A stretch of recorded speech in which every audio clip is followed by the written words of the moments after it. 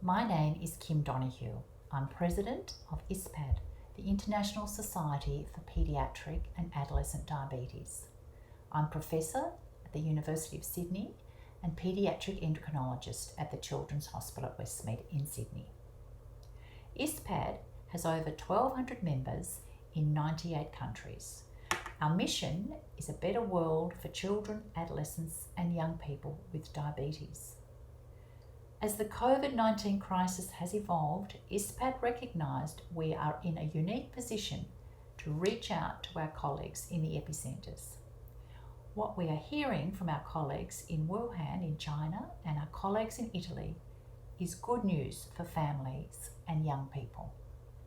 Last night, March 25, we posted our second statement via our membership and on our website called Keep Calm and Mind Your Diabetes Care and Public Health Advice. We were pleased to hear that our colleagues did not report any severe cases of COVID-19 in children or young people with diabetes.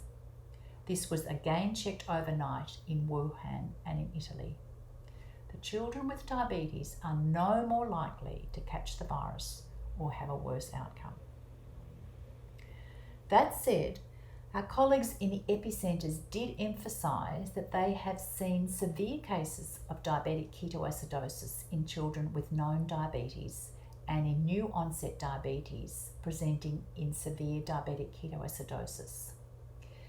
This is likely because they are not going to the hospitals in this extraordinary time. We need to remember that any illness makes diabetes more difficult to manage and can increase the risk of diabetic ketoacidosis.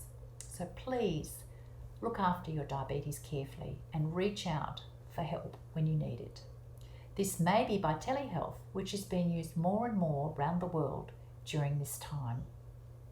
We do know in Australia that 1,000 new cases of childhood diabetes occur every year.